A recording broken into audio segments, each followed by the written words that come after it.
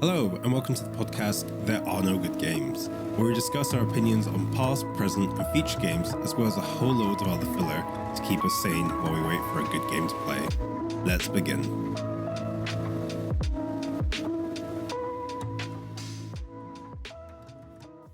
Hello, Ollie. It's been a while. How are you doing? I'm doing very well. How are you? Yeah, I'm doing okay.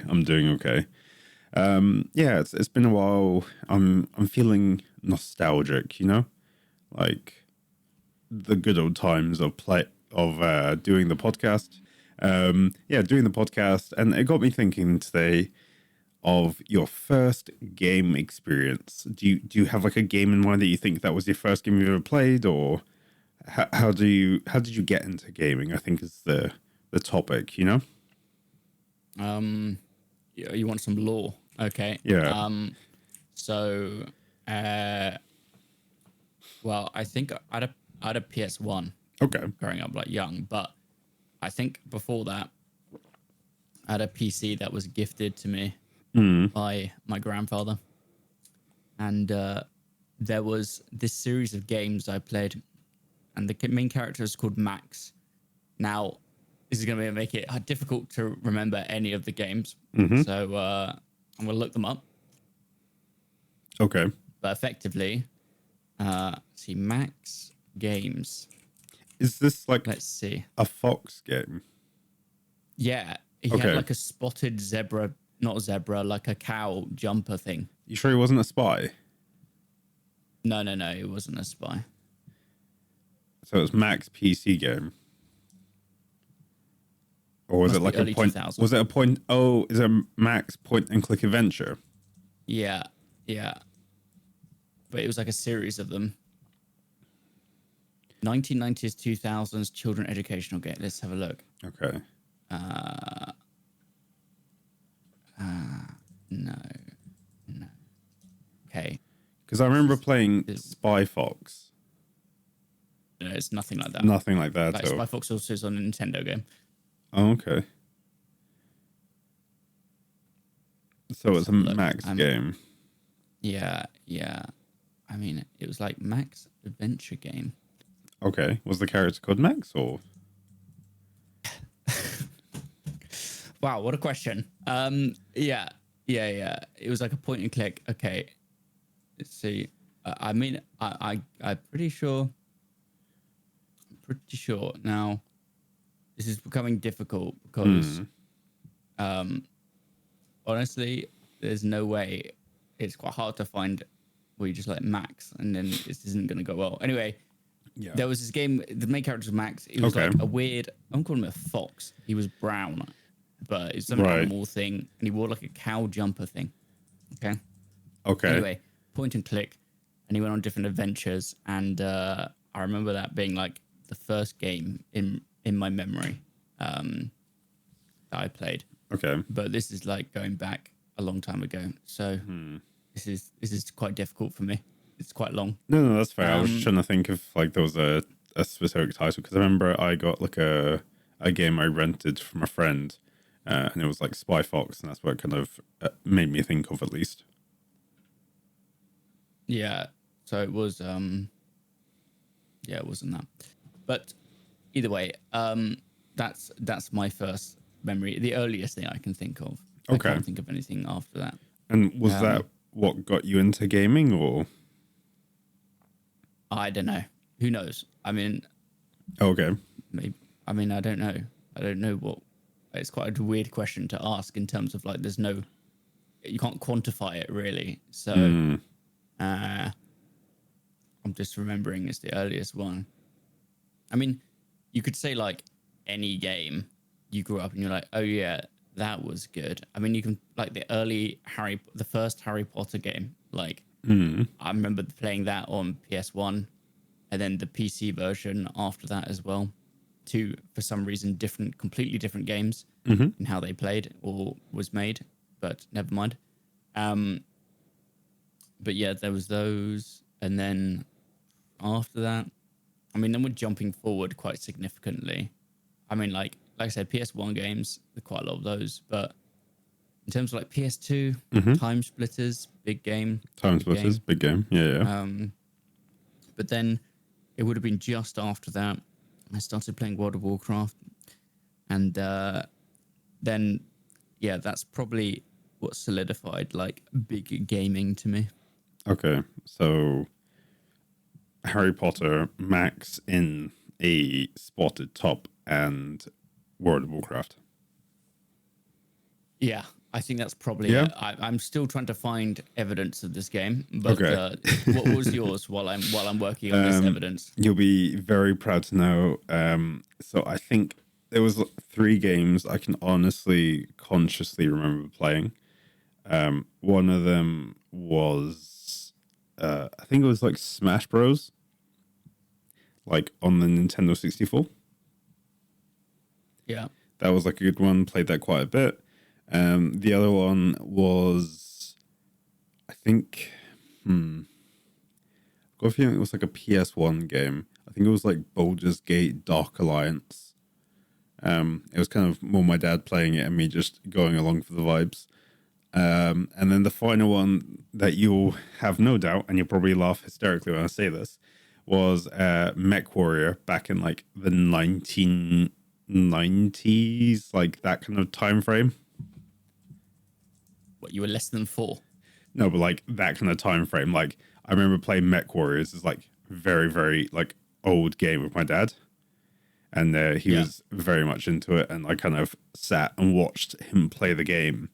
And I thought it was just the coolest shit ever. I think it was like Mech Warriors 3 or like Mech Warriors 4, something like that. Or there we go. Mech Warriors 4 Mercenaries. So I'd have been about 6 or 7. And I consciously remember that game very much. And it was so good. Interesting. So yeah, I think that's where my passion for mechs first kicked off, you know? Yeah? Yeah. Interesting. Nice. And that's when it all started. Yeah. That's when you fell in love with robots. Robots, exactly. Robots, mechs, and everything in between, you know? Yeah. Now, I have good news. Okay. I have been able to find this, and somehow also been archived on the internet. Now, it's taking me a bit of time, but yeah. So these are just referred to as Max games, okay? So one of them I was found was Max and the Pirates, which I don't remember so much. I'm waiting for this page to load. Oh, God, they made tons of games. I wonder if it's fitted into a series. Topics Max. Let's see if this works. Anyway, so it was made by Tivoli, which was a company, like a point-and-click game company. I mean, I'm trying to see... I'm trying to now see if they're still alive. They had a spiral logo, which... Yeah, so since 1995. Yeah, okay. So the most recent games they've made... Cat Rescue Story. Okay, so interesting. I don't... Oh my God. What language is this in? I think it's like... It's like a different type of game. Like, I'm sorry, I'm looking at it, and there's like a different port, and it's called Mark. And you've got Max and the Pirates and like different games like that. Well, Max is the one I'm talking about. I don't know who Mark is, but I'm just seeing here. Yeah, I mean they're only showing their modern games on their website. Yeah. Weirdly enough, and also for some reason on their website, their main menu is in German, while the rest of the website is in English. So that's annoying. But either way, this game. The Max game I just mentioned came out in 1998. So, yeah. Okay. And what did you have to actually do in the game? Sorry, I'm just trying to work out what this is. Well, it's just a point-and-click adventure game. Like, okay. Yeah. And so this company, Tivoli, made international games. Okay. Like children. And this is one of them. Max on the Moon. I remember that one. All right, here we go. Okay. Max on the Moon. Max and the Magician sounds also... That sounds like one of the last ones I played because it came out in 2005. Okay. That does sound like a memory. This is like a core memory for me. Yeah. Okay. So, yeah, Max on the Moon 1999. Yeah. Anyway, so I remember these games. It's like an interactive storybook kind of game. With like, I guess depends on which version, but it came with like a mini games in as well. Anyway, that's like my earliest game memory. That's quite a long time ago, 1998. I feel like yeah. No, that's fair enough. I was going to say, talking about core memories and stuff like that. I can't remember if I feel like I'm partially just putting memories together. When you talked about like, the core games and stuff like that, there was a series of games I remember that you used to be able to play or like buy, and they would give you like certain peripheries to go along with that. So one of them was like you'd have like a hammer and like a saw. You'd have to like build bridges and stuff. There'd be no one, but there was like a little pirate ship, and you'd plug in the pirate ship into the computer and then put the pieces on the ship. Does that ring a bell? A 2D game. Yeah. 2D, it was like a point and click adventure. Point and click adventure, but you had like a physical ship in real life, and you'd like drag and drop the characters on it. This is like the ancient. I remember this must have been like the early tech of like, what's the Nintendo version of that? You know, like where you buy like the 3D minifigures. And like the amiibos and stuff. Yeah, it's like early days of that. Yeah, and I just remember like that sort of stuff being like built and like ingrained in my head. Like I think it would be like, I think it's like the Fisher Price games. I'm just gonna double check this. Yeah, because there we go. A game called Funkies or something like that. I think Funkies? had a similar technology to that. Because that sort of stuff like used to like ring in my head. Because you'd be sat there as a kid and you think this is the coolest crap ever. Because you'd have like a toy ship and a pirate thing, and you'd put the pirates around, and the pirates would do stuff on top of the ship, and you'd just have like a saw and a hammer, and you'd like build and kind of like construct things like bridges and all that sort of stuff. Like if you're remembering, I'm hoping we're on the same like joint memory here at this point. But that's why I don't know what you're really talking about. I'll be honest with you. No? I don't know what game you're talking about. No, I don't have any info. Like, as in, I don't have a memory of the game you're talking about. Oh, okay. No, I just remember like but early. This Funkies thing is like using that tech. It looks like Okay, Funkies. How do you spell it? How do you spell Funkies? fun keys. Oh, okay. Oh yeah. Yeah. I mean, I never had any of these, but I remember the early tech of these. Yeah. So they still sell them. What Ow. Funkies? Apparently, I can see it on Amazon. That's pretty cool. But it was it says created in 2007 until the discontinuation in 2010. Yeah. So interesting. So people must be, selling old versions of it. Anyway, that's why do we have to go back to the past? You know, all these times we've been spending looking to the future, and now you brought us back. No, I just find it interesting. Like holistically for me, I always find it kind of fun when you have like a core memory and you have to go in it. So like one of them was like Zumbinis, if you remember that. Yeah, I remember Zumbinis. It was like that sort of stuff. Like I was sat there today doing some bits and bobs in the background, and I was just like, I remember this game. And I was like, oh my God, this is like having like visceral flashbacks. I need to discuss this with Foley today. I need to let him know exactly what I've been thinking about, you know? Yeah, I remember Zumbinis. Somehow they've made a new one in 2015.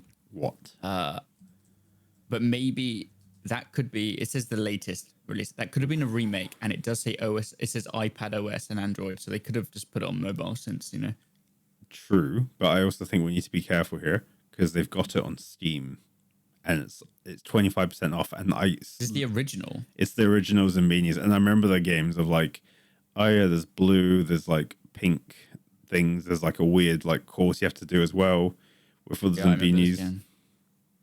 Yeah, but I don't understand who was like, oh yeah, let's put it on Steam now. Honestly, I feel like it's just perfectly there for the nostalgia. If I look down the reviews, I guarantee it's going to be like, let's have a look. I remember playing Zumbinis in elementary school during completed class. It was the one game that made learning feel like an adventure. I would get genuinely excited when it was my turn. The puzzles were challenging in the best way, and I found and I felt proud every time I figured it out. Like I feel like people are just doing this as like nostalgic. Loved the game when I was a kid. Loved it as much as I do now. Another one is nostalgic but rough. So there we go. Let's not start reading. I don't think it's a good current reviews of games that we used to play. I think we should stay away from that. Okay, completely fair. Did you ever have a computer club and ICT lessons No, in primary school? No. no, no. Oh, I won't go into too much detail, but the computing teaching at my primary school was dog shit. Sorry. Let me. We're doing swear on this podcast. It was dog. no. We do swear on the podcast. Oh, do we? I forgot. I can't. It's been so Been long. so long. I forget. Yeah. So yeah, I don't remember learning. I'm pretty sure the teacher just could not be fucked because basically we just went in and he's like, right, today we're going to make wallpaper. And it was in Microsoft Word. So we got us to like just stick random stuff in Microsoft Word and then like images, like clip art images as our wallpaper. And then we printed out a sheet and it'd be like, well, imagine if this was then repetitive over walls. Yeah. I literally, I think that is the only ICT lesson I can remember growing up. I remember ICT lessons being compositive, mostly of trying to pick the best word art and then starting to type, because you'd spend like 10 to 20 minutes trying to pick the best word art to cover off your topic of like the Egyptians, the Romans, or something else. And then you'd start writing and the lesson would be over. And you'd have to try and work out where to save it to. But yeah. Yeah. I mean, I just, I kind of forgotten about that, but now I remember and You want to forget again. Yeah. I mean, I just, I don't know why I have that as a memory as well. No, that's fair. I remember, ICT lessons being that. And then we'd also have computer club during lunch. You could sign up to computer club and I think it would be like, I don't know, 10 to 12 spaces. And there was Need for Speed, Adventure Quest, Club Penguin. I was trying to think of some other games, but I think those are the big three back in the day, you know? What Club Penguin minigame was your favorite? I feel like there's a way you can like judge someone's personality from what their favorite Club Penguin game was. Let me have a look. So, well, you surely remember which was your favorite minigame, the one you just played. I was okay. So I didn't play a lot of Club Penguin. Brings it up. Well, our Tarkov partner was the one who got me into Club Penguin. I see. So it makes a little bit more sense. I think for me, it was probably either the pet racing game, or it was the fishing game. Or finally, the rubber ring game. How can it be? Look, you got to pick one of these. Okay. I mean, I can just instantly tell you, mine's the minecart game. Like, it's just straight up that. There's no questions asked. Okay, I'll probably say the rubber ring game. Rubber ring game. That was hell of a vibe. Yeah. It must be one of those stupid BuzzFeed quizzes or something. It's like this. Which this personality dictates you? Based on this or something. There must be. What does it say? Hold on, let's have a look.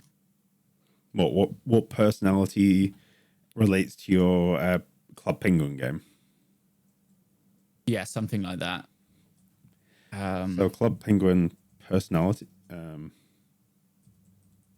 mini game. Right. Well, this is a ranking of every Club Penguin mini game, and okay, let's just go down to the bottom one. Let's see, which is where. Okay, so ice fishing is 1. Well, like 1 out of 10 or like 10? So you're just basic, apparently, as in like no, 1 out of 31 or something, whatever. What was it? 1 out of 31, yeah. So first place, ice fishing. Okay. Ice fishing was good. Second place, PSA secret missions. I don't remember what those are. Nope. Puffle launch. Nope, don't recall. So Pizzatron 3000. The pizza making one is pretty good. That's true. That's up there. Bean counters. Yeah, I can't remember that. Kart surfer number 6. There we go. Kart surfer number 6. What happened to 1 to 5?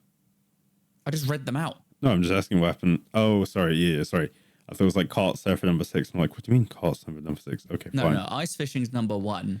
Then I said Right. PSA secret missions, then Puffle launch, then Pizzatron, then bean counters, then cart surfers. Mm. Yeah. But then I remember when we used slide on ice as well, but that doesn't seem to be. To be honest, we're talking about this, but let's be honest, Neopets, it's got to be up there as well as like an early core gaming memory. I don't remember playing Neopets as much, to be honest. I'm trying to work out who I'd have picked. There's no way my pet's still alive. You know. Your pet's dead, mate. Thing is, Neopets has this history that's like probably best not to dive into, since it was owned by Scientologists for quite a long time. And then we can just now leave it there then. back.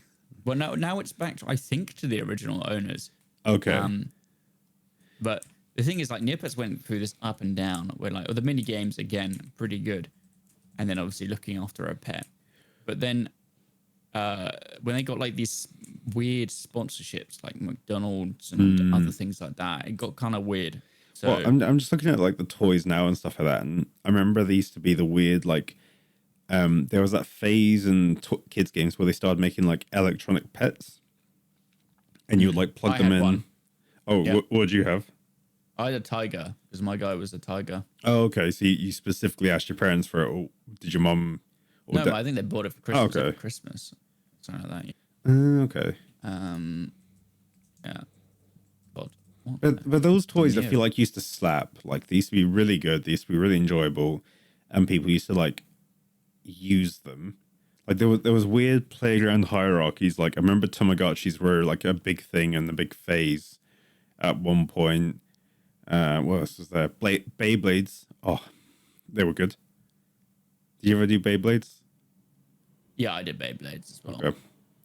That's like in real life. Yeah, you know, IRL Yeah. Beyblades, like, and used to get like the dome where you'd get your mum's mixing bowl and just go for it, and then that was quite good. You also had all like What do children get confiscated these days for taking to school? Yeah, Vapes. like yeah, vapes. Yeah, true. But like, yeah, we had Beyblades confiscated, Pokemon cards, Oh, Yu-Gi-Oh yeah. cards were confiscated. yeah, because people would like trade them, or people would steal them, or they would lose. Top Trumps was very good. Top trumps were big, but those weren't. I don't think those like those were good. Like not confiscate. Those were like seen as like yeah, that's fair. Yeah, because and I remember people would like mix decks. You'd have like Lord of the Rings 1, 2, and 3, and you'd mix all 3 decks together. Oh, interesting. Yeah, That's pretty good. That's smart. yeah, I and don't there was remember being part of that club. no. Must have been a unique thing for you. No, but I remember like doing it. Like there would be like loads of like Top Trump games and all that sort of stuff. I'm currently like trying to scroll through Amazon looking at toys at the moment, and just like popular toys. And at the moment, it's like Lego, toy drones, arts and crafts kits. Like I don't see anything like fundamentally different. Does that make any sense? I don't think, but I think like I don't think children like ask for the same things that we did, you know, growing up. Like I think now it's like a much more of a digital age, right? Yeah. I mean, obviously we lived in a digital age, and you came from a, let's say, digital family, which I didn't. So Yeah. like it's different. But like me explaining to my mum I wanted a game would have been different to you, which would have been Yes. simpler, right? So yeah, but that's why like things like Neopets online, didn't purchase anything, simple. The Max game's very straightforward, like clearly children's educational game. You know, I think it was bought in W.H. Smith's. I remember going to, on Okay. the launch day of, it must have been the last one. I remember that magician one because it's crazy. Yeah, I remember going to W.H. Smith's. And who goes to W.H. Smith's for a launch day game? No one. You did, but that's the main thing. But clearly, Yeah. that's the lifestyle I live. Anyway, you know, stuff like that. But I don't know. I mean, nowadays, you know, like, yeah, they're just like, oh yeah, can I have a Steam voucher or something? Surely. Yeah, no, I feel like that's the way to do it nowadays. But oh, yeah, I just remember. So for me growing up, my favorite toy, I think ever, was. Do you remember Megazords from Power Rangers?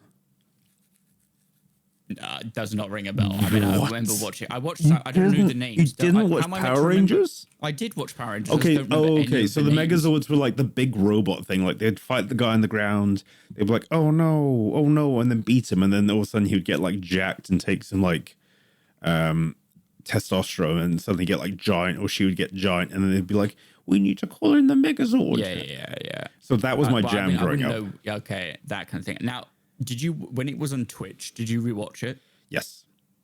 Okay. Now, I'm this is just brought back like a No, go. I can't remember how many years ago was that. Oh, that when was they like replayed it all on so it was Twitch? last year of university. So I think it was like 2018? No, yeah, 2018, Yeah, that was last 2019. year. Yeah. Well, 2018 would have been last year university. Yeah. It was me. Anyway, so but that was yeah. Anyway, so but when they played it in season 1, now obviously it was weird. There's like a whole history to how they like filmed this, right? Mm-hmm. But there's a bit which in a scene where they're fighting one of the big characters, there's just this like little girl standing next to it in the scene, like who's just there, like clearly someone's child, and it's the weirdest thing ever. I need to find a. Hold on, I'm gonna find a picture. No, don't worry. If it makes you feel better, I'm currently looking at Megazords. I'm like, oh my god, this could be the thing. This could be the new thing. You know, like Mech Warrior, Gundam, Megazords, mechs. It's like it's all making sense now. You know, Ollie? Yeah, because this is gonna be so hard. It's like one of the early episodes I remember, and they popped up. But I've just typed in like Power Rangers little girl in the scene. This is clearly be difficult. Anyway, it exists. This is a girl, like this Asian. I think. Where did they film it originally? So it's mixed. It's Japan for like the Japan. Super Sendai stuff. So it's Japan stuff, right? So in the Japan scene, there's this little girl who's just in the fight scene randomly, just standing next to this big robot, but obviously she's normal height, and so is the robot, so it looks weird. Yeah. So this is. Anyway. Oh wait, is this it? I think I found the image. Okay, you found the image. Okay, this might be a different one, but there's not a girl. This is this boy standing next to it. I'm sending it to you now. Boy standing next to Megazord. Is this the weird puppet? Okay. I see now. Sorry, I was looking at the. I literally just found the same image, and I was looking at the thing on the left. I'm like, surely doesn't mean that thing. And I saw the child on the right. I was like, okay, that makes more sense. Yeah. So this is There's wander into the scene. Okay, no, that's fair enough. I think I feel like we need to add to our Discord channel like reference images we talk about on the podcast, because at the moment. Sorry, go. Well, not the podcast, just in general, because we already have quotes I like to read at 3 a.m., which is a classic one, which we won't. This is what I mean on the private quote, but we but we need one for this. Yeah, on the Dungeoneers Discord, we need to have this is stuff we posted that we talked about in this week's podcast, and it can almost act as like a poor man's teaser for what's going to be talked. That Discord one, not on the hidden one. I was confused. Not on our private one. Yeah, not on the behind the scenes one. Yeah, that makes sense. I'm going to be honest. This is the first time I've looked at this server. Well, I think I asked for your assistance. You're like, I'll come back to you once I've done my my annual redemption for the year, and I was like, okay, that's fine. We can do that. Yeah. Okay. Interesting. But I nearly left the channel by clicking on this server. Never mind. Right. Anyway, that was good. This reminiscing is also painful at the same time, so I think we got to stop. Yeah, I agree. So Tristan, earlier last week, there was the Nintendo Switch 2 showcase. Yes. And something that wasn't in the showcase, but has been the only talking point of the entire. Well, actually, it's kind of been overwhelmed by the tariffs at this point. But let's just move on. Let's just come back to that in a second. But anyway, so the one thing they decided not to mention in the whole stream was how much it's going to cost. Yes. Or how much Mario Kart is going to cost as well. Mario Kart World. Now, a new record has got to be broken for the most expensive game that isn't some sort of special edition. Just the base game of Mario Kart World is $80. Now, Damn. that's quite expensive. And it does open up the world that GTA 6 is generally going to be over £100. And people will buy it. So a lot of people online have been saying not to buy Nintendo Switch 2 nor Mario Kart as some sort of defiance against Nintendo for raising the price. But what's your expectation? I mean, games were already kind of coming out at 70 quid these days. Yeah, I think it's the way it's going, right? Because it's a luxury good. I'm not surprised. I think I'm a little hurt by it because I think at the moment the cost of games and the required effort to be put in doesn't match the competitors all of the time. So I was chatting about this with Haley. We're obviously playing Schedule I or Schedule 1. Schedule 1. And that was like £15 to £20, right? Yeah. If we look at Mario Kart, it is £80. We've talked about this iteratively on this podcast as well. You have to make sure you're getting your money's worth. And I feel like for some games at the £80 to £120 mark, you are not going to get your money's worth for that game. I think you are for GTA 6 if it comes out, which is probably why they are going to do that amount of money. But I mean, like, not all games. Like Donkey Kong. So this is a weird one. I'm currently on the Argus website. Right. Donkey Kong is £64. Yeah. Nintendo games don't go down in price. Mario Kart is $74.99. Yeah. Nintendo games never go down in price. Yeah. So there's literally no point. I don't think maybe digitally they do like specials during Christmas, maybe, but they don't go down in price. Yeah. And this is the thing. Everyone's like, oh, we'll wait for it to not be worth $80. And that's not going to happen. That doesn't happen. It's going to stay there. It's going to stay there. And they're going to do that. Yep. I mean, this happened all the time with other games as well. Like before, like PC digital games, like are now just the norm. Like it's pretty much is the only thing people do. I don't know who buys hard copies of games anymore. Nope. For PC, obviously. Microsoft for years. No, sorry, it's not Microsoft now. It's Activision back then. But Call of Duty games, digitally, never used to go down in price on Steam. Nope. Ever. Like they weren't specials. They didn't go down in price. They just stuck at that same version and money. And only recently, now obviously games are now used to having specials, Steam Store, autumn, winter, midnight, Tuesday, whatever, Arab Spring, I don't know, but they have all these different, specials whenever it goes on. Yeah. And, they find a reason for it. I get emailed ahead of time as a Steam developer when they're happening. When you're developing all these my games. dashboard. Yep. Yeah, all of them that I have access to on Steam, just none for sale. And so the thing is that now we're in a new age where this is true, where gamers are waiting for specials. They're not always going to wait for launch, and they will go ahead and a year later be like, now it's the time in the winter sale to pick it up. Yep. But will Nintendo ever change their way? No, I don't think so. I don't think they have to, right? Because they only sell their games on their console. You've signed up to it, you are stuck to it, and that is just the way it has to be, right? That there is no other way of changing anything around. You have to follow their games and do exactly what they want to do. Yeah, well, Doug Bowser, yesterday at the time of recording, said, if you can't afford it, then there's other versions of the Switch, which he's referring to, obviously, Switch 1. Yes. And that's all well and good, but the games don't go down in price. So the Switch 1 may, as a, physical device, go down in price on Amazon or whatever, but the games are going to stay the same. So are they now saying that, knowing that they're going to be like, okay, well, our current flagship titles should be on Switch 2. We'll lower the price for Switch to make it more accessible.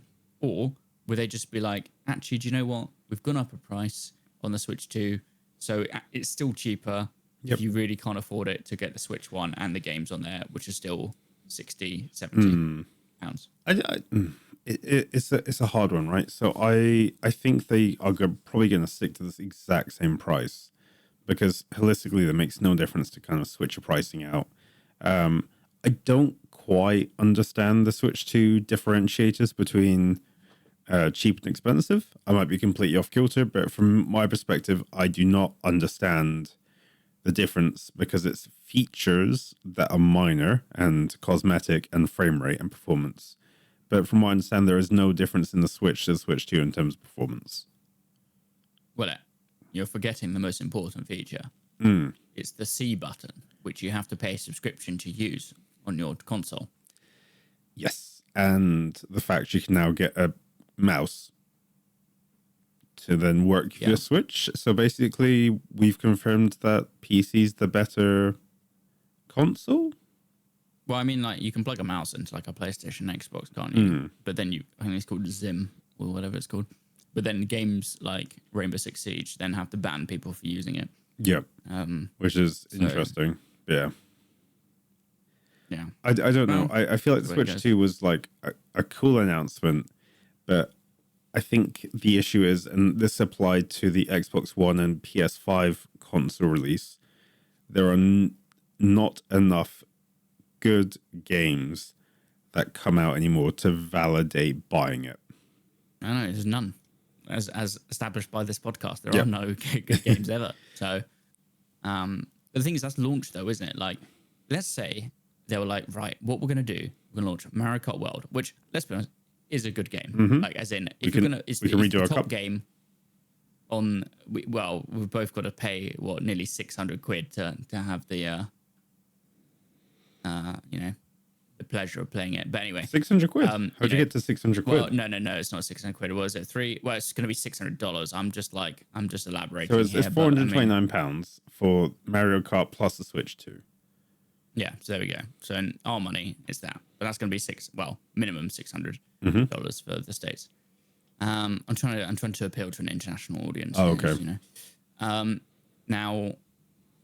That's still hold on a second. That's still quite a lot of money to invest into something for one game. Yeah, I'm not disagreeing. I'm just saying it's just anyway, like let's go back to my original point, which was let's say they launched that and they're like, okay, either at launch, I think they needed like another proper launch title. Like, yeah, there's a couple other games, but like I don't really care for those.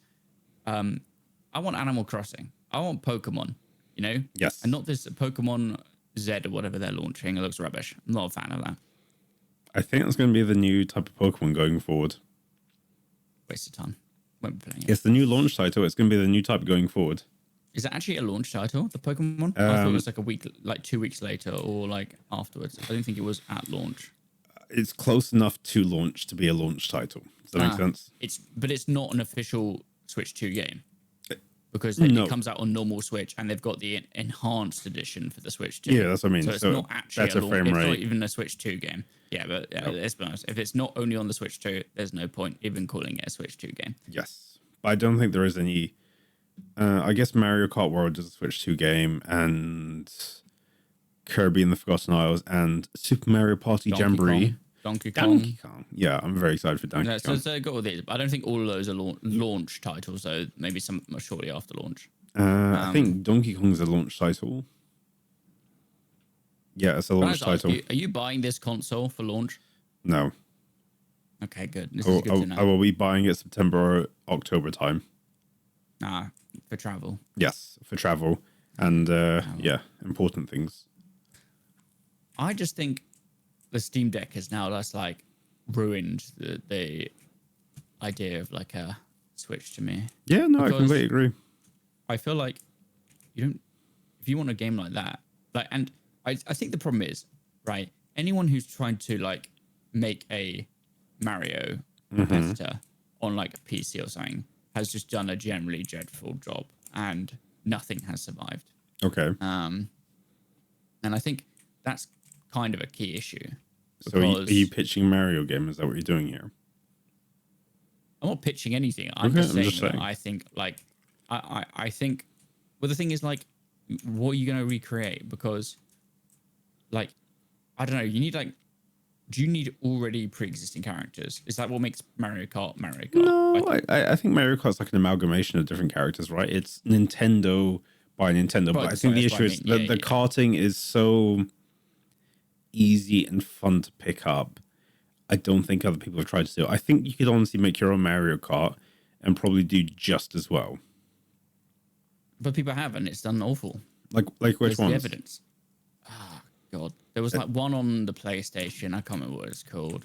There was Garfield Kart, wasn't there? And then there was, I'm trying to think of the. Yeah, but there's also like Sonic. Do one? Yeah, but I think the issue is they try and make money from the characters. Why and would Sonic be in a car? He's faster than a car. Like it's just Sonic slowing drives him in the down. car. I guess it's to make it equal.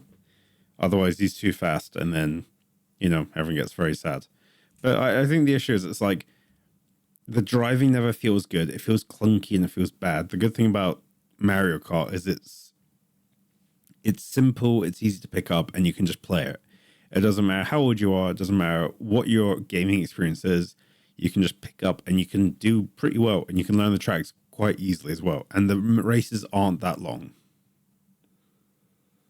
Yeah, I just think I don't know.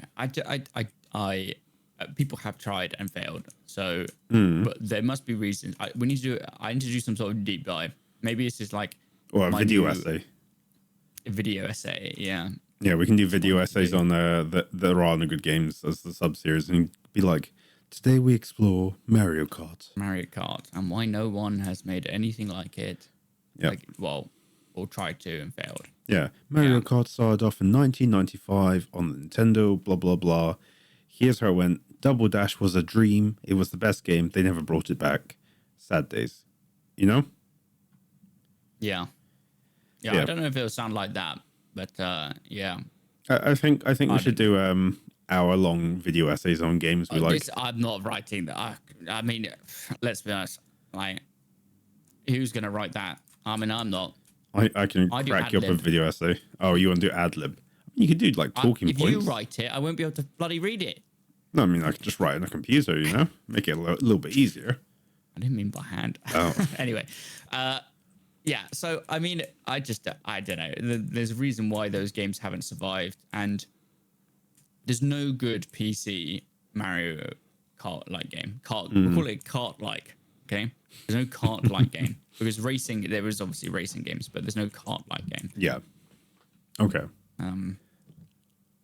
Yeah. So maybe that's it. I mean, it's the same as like Little Big Planet, but then we talk about like there's that game which I think I've already brought up on the podcast, Stitched, which is supposedly coming out, but I don't know when, and I don't know where. Is it just But called Stitch or what's it called? Like I think it's called Stitched? Stitched. I'm pretty sure this is off my memory of my Steam wish list, and I'm pretty sure it's on there.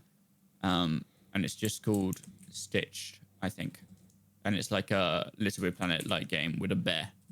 Okay. Oh, Restitch. Like that. That's the one. But like stuff like that's clearly where there's an attempt, and yeah, we just gotta.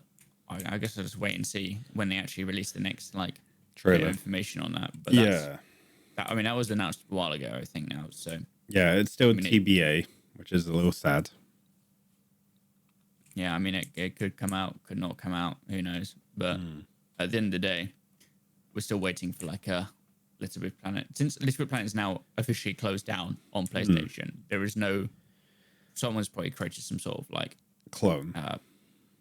no private server thing I was talking about. But no one's made a clone yet. Was what I'm trying to say. We're waiting on the clone. Yeah. No, that's It's fair enough. restitched. Yeah. Oh, I completely get that. I mean, like the problem is like it's just for games like that, it's just assets that you need. Like I think the actual gameplay itself is pretty straightforward.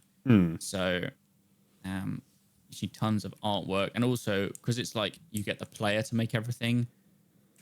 Like all these systems behind the scene and stuff like that. I don't know. And the thing is, I don't even know if like a Steam Workshop thing would work for that because you're gonna like make it really easy to stream the games, and I don't think that's gonna work if you do the Steam Workshop as much. You don't think? Well, no, because like for example, when we play that mini golf game, like the maps our maps are huge as well. Like they're all like 200 and something, at least 200, 300 megabytes, and like that's just not gonna work if you want to like play with people. Or, like imagine on your internet having to constantly every time you want to play a map for 200 megabytes to download. Now, the good news is most likely that wouldn't be the case on a game like that because it's using pre-existing assets. Yes. But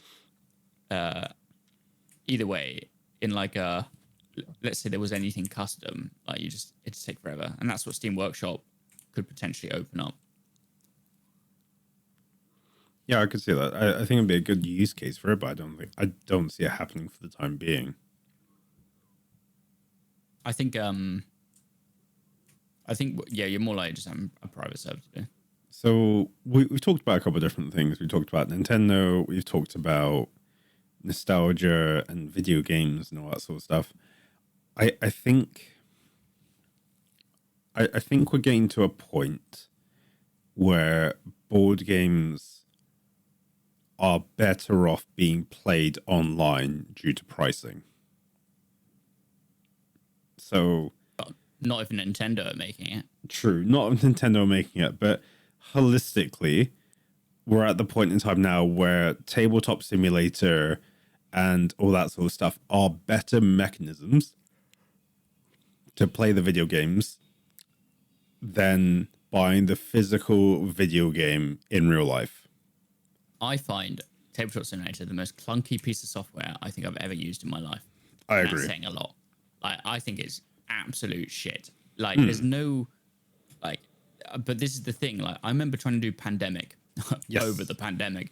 And, like, I remember trying to play it and I would be like, this is painful. Like, it generally is like the pieces are like moving, like things are just not in place. Like, it was bad. And, it made me not want to play it.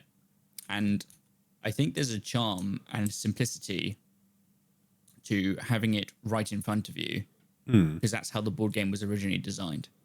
Otherwise, it's just a video game, is it not?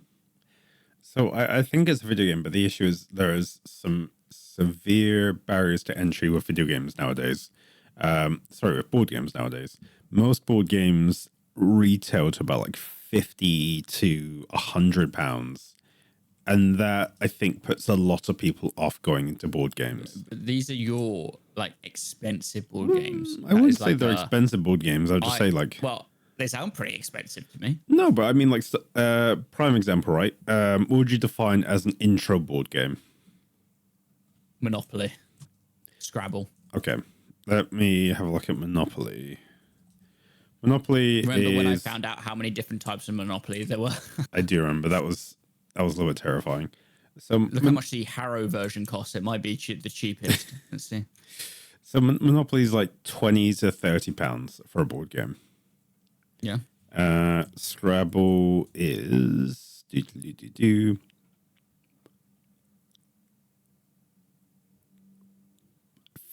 Hello. Scrabble is... You're looking at some weird one. No, it's an Amazon. £55. No, I'm talking about like the version of Scrabble. It's probably not like...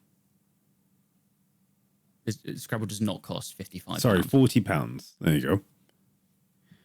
And that's quite a lot of money, no? I'm pretty... there's like... I'm on Amazon for context, just to kind of just like make it an easier way to do it versus trying to work out where certain things are. Scrabble original, £6.79. £6.79. Yeah. Okay. £17.60. I mean, I'm just looking at different things. Nowhere near is it up to the price you just said. Okay. Well, I'm looking at even that Scrabble Pokemon version, okay, with licensing, $23.99. I'm not going to check your Monopoly price now as well. what I'm trying to say is like, why is there a Pokemon Scrabble version? £14.99. Okay. Well, anyway, thanks for your research on whatever you just looked up, but it was wrong. But anyway, yeah. Okay. Less than 20 quid. Yeah. So less than £20. But if you buy Tabletop Simulator, it is £16, or you buy a 4-pack, and that extends all the way to 4 different people for £50, and you can download games online. Yeah, And but you can go into... Pardon? It's shit. I don't think it's... I think the issue was there's you so were many you were problems you were with it. so invested in the VR concept. No, I even did it without VR. The VR was better. The VR was the only thing that actually made it worth it. Okay.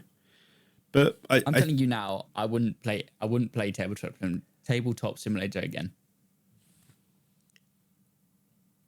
like not at all, or like No, because I you refuse to play have it. a lot of like hard stops of like certain games now. And I'm a bit concerned why you have so many hard stops. So So I'm Tabletop 28. Simulator, I don't think it's that I bad. I learned what I know, you know? What have you learned? Not to waste my time with shit bits of software. Okay, I think Tabletop Simulator's got legs on it though. I think it's a really good way to like test out a game before you buy it, because I think prime example, Scythe is £60 in real life. You can buy the Scythe digital edition for £4, and you don't have it taking up room in your life. You also have got Fantasy Grounds, which you can kind of build up. You've got like a bunch of different stuff that makes life a lot easier to kind of do from a board game perspective than it does from buying the physical game, you know? I mean, I can see your logic for sure, but I just, even if you said, right, this board game, which even if it was like, say, £60, okay? Yep. Now, it was probably well made, has loads of pieces, you can play it for a long time, etc., etc. Yeah, agreed? Yeah. Okay. Now, I would rather pay that money than you say it's free on Tabletop Simulator. Yeah, but I don't know. I feel like Tabletop Simulator, or at least like I'm gonna use Scythe as the example here, right? Scythe is £3.99, and if you go into Amazon, price checker, and read me out the price. Sorry, what am I doing? Go into Amazon and type in Scythe I'm board not game. going to Scythe. We're not using Amazon because I don't know what you're looking up. But right, Scythe. Yep. What, the expansion or just the base game? Just base game. It's £24 cheapest. £24. Okay. You've then got Scythe, which is £4 currently on Steam. I think. Oh, but that's not board game. That's that not is tabletop that is board simulator, game. No, it's still board game. Okay. No. But what I mean is that's different though. We were saying you were talking about it being free on Tabletop Simulator first. Now we're talking about where they've digitized it into like a playable multiplayer. No, game, but right? I've said the initial line I gave out was it is now cheaper to play board games on PC than it is actually to buy the physical board games. Yeah, but it's always going to be that way because you don't have the manufacturing cost. What I'm saying, but what I'm saying is I'm disagreeing with the use of Tabletop Simulator, but I accept that, you know, playing Monopoly on PC or Wii, whatever it might be, is arguably going to be cheaper and or easier because you can play with people across the world at the same time. Yeah, but is it not like the whole idea of board games is like sit down in like a group space and play it, right? Discord. With the communication technology, information, ICT we have these days to allow us to collaborate on a board game digitally is now better than ever. And the thing, yeah, sure. If ideally we were together playing Catan next to an open fire with some, you know, wine or gin and tonics, you know, and we were playing that for hours into the night in a cottage in the countryside. Yeah, I like that idea. Cozy. But if you're saying you where you live and I where I live, and I don't know, Jennifer in Namibia, okay, now we want to play this game right now, and time zone difference, sure, feel bad for Jennifer for sure, but you know, we can just connect, jump on Discord, open up the digital game, job done. Or you can buy the Tabletop Simulator version and it's just as cheap. No? No. Well, no, because I'm hoping some good persons. There's Catan digital, like a normal Catan digital game, is it not? Probably, but I mean, I think I like the physical idea, because if you're just playing Catan, there's Catan Universe, which is free, which is interesting, but it's all mixed. Okay. You also got Catan VR, which I don't quite get what that is. Catan, what the fuck is Catan? You have to build the road yourself. I was going to say, it's literally just Catan, the board game, but you have like this is terrifying. Okay. It's just VR. But I think part of the appeal of playing board games is moving the pieces yourself and all that sort of stuff, right? Yeah, like I said, arguably, like I said, it's nice to play in person, but it's not always possible. And sometimes you just want a chill game. And what type of games translate to coziness the best? Probably board games. Completely agree. And so there you go. And so now you can do it digitally from across the world, voice on Discord, multiplayer, easy network access, digital. And also, these people, they're spending a fortune on these manufacturing costs. Yeah. Now, sure, every time you make a board game, it has to be manufactured, has to be shipped from wherever it's made. Okay? Have to pay tariffs as it comes into your country. Yep. Now, Steam, 30%, job done.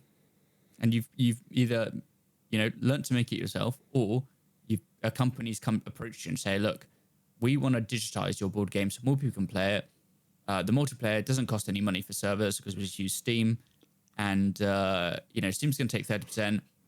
So the 7% remaining, let's say we split it 50-50 and call it a day. Yep. Done. Yeah, and you as a board game designer are like, hell yeah, cool. so you're proposing that all people should now move from board game to online? No, I'm not proposing that. Did you listen to anything I I just did said just for the listen last to everything 10 you minutes? just I say. literally just said, if you are not together Okay. and you want to play a game together and you want it to be cozy and you have a love for Catan, Monopoly, Scythe, whatever it might be, okay, you can do that because the opportunity is there and the designer is getting a cut of the money from that being made and being sold, right? Okay. But if I'm coming to your house, I'm not going to sit on my Steam Deck and you sit on yours on the same sofa when you own the physical board game right in front of you. Okay. Does that make sense, my line of thinking now? It does make sense, your line of thinking right now. So, okay. Are you seeing this as an evil? It's not a replacement for the physical thing. Yes. It's an availability. The people who are playing digital aren't going to go, I'm not going to go buy the physical now because I've got a digital. Now, sure, there might be some people who say that, but then they're probably not the type of people to buy it in the first place anyway, really. They're not board game people. Board game people like, as we've said, the physical thing in front of you. Like, if I'm playing Pandemic Legacy, any of the Legacy ones, or anything like a game kind of like that, okay, now, sure, digital would save a lot of things because it's replayability. Yes. Instant replayability, yeah? Okay? Unless they've added some sort of like microtransaction to wipe your gameplay. But anyway, let's move on from that idea. That's probably good for that. And there is the benefit there. But there's nothing like, again, like I said, sitting around a table with other people in real life playing the board game. Yes. But also, think about all the board games you want to play with me, okay? And they're all ones where, it's not like a straightforward card game. It's one where you play for hours and hours and hours. What's that one like? There's a big one in your living room. I mean, you probably have big ones. Gloomhaven? Right, there we go. Let's go with that. Now, that is on Steam, is it not? Yes, it is. Okay. Now, let's just look at the benefit cost here, okay? Okay. So, the benefit of having the digital version is I can play it with you at any time we both have availability. And I assume, again, I don't know how it works, but you just continue where you left off on the same save. Okay. Now, we played it in your living room floor. How many times have we played since that happened? 0. None. Yeah. Because I have to be there in person with you. Yep. So what do you think? Now, Gloomhaven, now bearing in mind you bought that in Canada, didn't you? And you Yes. shipped it over. So, Yeah. yeah. So the costs we can't really necessarily work out the best. Although, if you include the price of your airline ticket, let's just say it's an expensive purchase. So, Gloomhaven on Steam, how much is it? It is $35. That seems like a fair price for what it is. But that's And if we can just each continue person play needs to buy it. anytime- Sure. Is that worth it? I think so. If you really want to play Gloomhaven and we're both into it, we're like, yeah, we want to do a whole campaign. Would that be the right word? Yep. Okay. Now, if we had to play a whole campaign in person, how long would we have to sit at a table for? Multiple hours and set up time and take down multiple time. hours is probably like an underestimate of what multiple hours Yeah, means. but like long periods of time, set up time, take down time, all that Are we sort talking of like stuff. 100 hours total? Yes, possibly. Okay. Now, if we live together, okay, or you're playing with people who live next door, okay. So think of this as a future dream, okay. Now, that's fine, and that could work because I can walk round to your house, you can walk to my house, whatever it might be, whoever owns it, and play the game. At the moment in time, that is impossible. I'm sure Gloomhaven is fun. No, But that's we fair. only did like one run of it, so I don't really understand or remember how any of it plays. No, I think that's completely fair. Okay, I'll give you It's that. like I'll give you Warhammer. that. Not Warhammer, okay? Let's just move this on to Warhammer. I was gonna Think say how much cheaper it would be. Now, obviously, there is like the Warhammer games, but those are not what I'm talking about. I'm talking like a digital version of actual Warhammer. What version of Warhammer are we on at the moment? What series, whatever? 10th, 11th edition. 10th, okay. 11th edition, okay. Now, imagine all of that was just in a game. And you can just build, the cost of your army, by cost, I mean like the point cost. You know, Yes. you get given 600 points each, build your army, and then you play on the board. Yes. And no measuring, cheating either, okay? Now, think how much money that saves. Think how often we'd be able to play it. Yep. A lot more. Okay, but let's think about the key thing here. Unless you could paint it in game, but even then, let's just forget that as a feature. Okay. What? Part of the fun is making the models yourselves, Yes. painting your army, come with the design. This and this, showing it off to people. Like that's all part of what Warhammer's about. Okay? Completely agree. Warhammer, and then so we would be completely undermining that entire thing. And that's kind of, let's translate that back to this board game argument. It's not the same. Board games are about, as we've said, sitting around a table, playing with friends, being able to chat, this, and this. You saw that video recently, which is like, I think it's someone's wife is filming them, like sitting around sitting on the floor around a table playing a board game. It's like, my husband's sweating because no one's taken their move in Yes, 20 I've minutes. seen That that. TV like that is just like a key board game playing. Okay, you wouldn't get that on a computer. Like, No, that's you're there completely to play fair. the game. That's it. So I think it's very different vibes, very different situations. The cost benefit in like actual price, sure. Yes. And as you said, Gloomhaven, everyone's paying 30 quid each, but you It's can play still multiple cheaper. times, Yeah. anytime. Yeah. But there's nothing Okay. like playing a board game in person and having that big box there on the shelf ready to go. Okay. I get what you mean. That was a good video essay. Fine. I think that's the practice for my Mario Kart one. Yeah. Here's what Mario Kart's good game. I agree. Okay. Did I explain my ideology then? Because it didn't seem Yeah. originally you understood what I was saying. Yeah, I got what you're saying. I think it's just like, I find it a little bit sad to a degree. I get why people do it, but I think it's just like, I don't know. It's a hard pill to swallow. Are you ready for the game idea? Sure. I love this segment. This has been sent in No way. because that's what you've asked people to do. That's true. Can you remind me where people send in their ideas? Podcasts at dungeoneers.tv. Exceptional. Anyway, let's You're hear welcome. this great idea that our listener has sent in. So this has been a great idea from our listener. They've literally phrased it as, if this is bad, ignore it and please move on. Okay, Are you ready? I'm ready. You're going to be leading this one. Cool. Fairy tales. Okay, well, that's the end of the podcast, guys. Thank you very much for listening. And so, where are we going to begin with this one? Right. I Fairy think tales. genre of Okay, game. I've got it. Nope, I already know. Oh, okay. I already know. Nope. Okay. It's okay. Souls-like game, but all the bosses you fight and the kind of world and stuff is all famous fairy tales. So you like the Brothers Grimm kind of going around killing them, or? Kind of, yeah. So I guess I've got to come up with a backstory here. So the fairy tale world, okay, because it's all connected, intertwined, metaverse, whatever it might be. It's all there's like something. I don't know, like a killing them, not killing them off because that's your job, but something's possessed Corrupted? each one. Okay, corrupted. Yes, corrupted the storyline.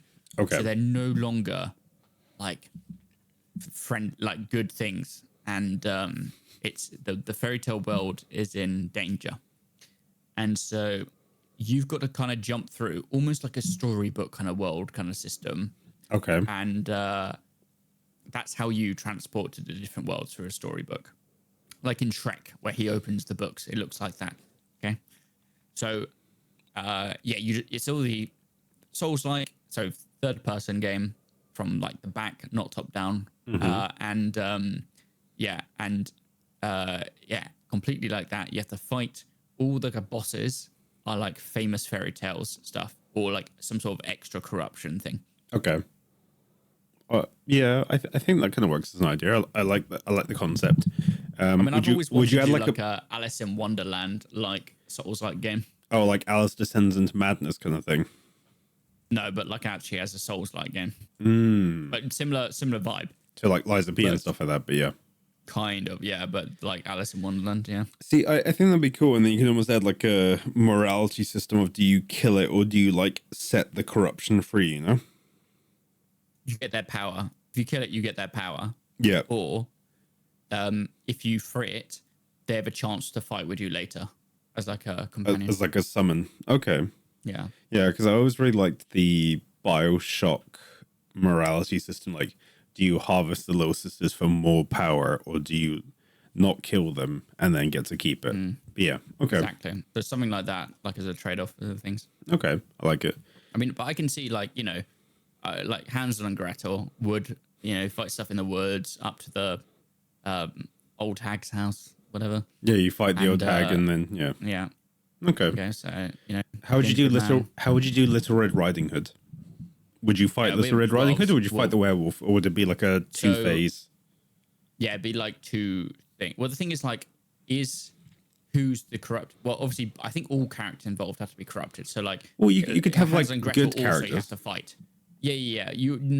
I think those are like you have to have one. That's why you're freeing them, right? You have to free the characters you want. So, are you going to free the hag, or are you going to take her power? But you might free Hansel and Gretel. Same with Little Riding Hood. You might free Little Red Riding Hood to fight with you, but then the big bad wolf might give you a superpower to, like, I don't know, Change eat into a people. werewolf. Big teeth. Yeah. So I think stuff like that. So I think it's like all characters involved in the fairy tale, Yeah. like Yeah. 3 Little Pigs and the wolf again. What, the 3 little pigs are the summons and the wolf is the boss? Yeah, something like that. Yeah, the pigs are like corrupted by the wolf or something like that. Yeah, and you gotta blow each one of their houses down as a tactic. I'm looking at like a list of fairy tales here. Some here I don't know. I mean, all these different countries also have their own like Thing? yeah, like that could be quite cool. So you like take some from other cultures. Yeah, like even Aladdin. Beowulf's Apparently, one. Aladdin is technically an Arabic fairy tale. Yeah. I'm just seeing here. East Asia has tons of them. Okay, right. Alice in Wonderland is technically a fairy tale, so you can include that in. Goldilocks 3 Bears, classic. I'm Okay. trying to find like the Jack and the Beanstalk. That's a good one. Yep. Let's see. I mean, there's loads of them here. I don't recognize all these because I'm sure. I mean, some of these are from like 18th. A lot of these are like 19th century ones, to be fair. Peter and Wendy, which I assume is like Peter Pan. Yeah, I Peter assume Pan. so. Yep. Yeah. anything that Disney has got their hands on must be good. Tortoise and the Hare. That's more like a fable, I think. But yeah. Well, it's listed under fairy tale here. Yeah, but Well, is fable it is a type like of fairy Brothers tale. Grimm fairy tale, or what type of fairy tales are we All of constituting them. this as? That's what I'm saying. All of them. Anything listed as a fairy tale. Okay. I mean, yeah. I mean, not all of them. You can't use all of them, right? Because not all of them make sense. But the whole point is that these fairy tales have been corrupted, right? And you need to try and save it. I mean, the thing is, like, some of these ones that are listed as like English, for example, clearly originated in England, but then a lot of them originated in Germany. Like Beauty and the Beast is a French one, for example, which is, we know, That's why it's in Cinderella France. is Yeah. also French. Yep. Yeah. So all of these, again, Little Red Riding Hood apparently is also French. I did not know that. But yeah, all these ones, what I mean is that this is the kind of stuff you can get. Puss in Boots, 17th century. Yep. 1697. Yeah, there's a lot of stuff here, and you just go through. And do it that way. Hansel and Gretel. Yeah, I mean, there's a lot of these, even just European ones. Yeah, that could be good. The Frog Prince. Yeah, I think so. Not everything is going to be used here in this fairy tale game, but I like the idea of this a lot. Obviously, finding out that Asmodon can just be taken as a fairy tale means it can also go in. Rapunzel, that'll be a good fight, you know. Snow White, still better than the film probably. So yeah, that'll be good. Sorcerer's Apprentice. Yeah, so there's good here. I feel good about this idea. I think this is probably the best use of a fairy tale game that has not yet been made. No, I think it's completely good. I think it's a good idea. You could get some good weapons in there, and a variety of different other things. I think it's very, very strong.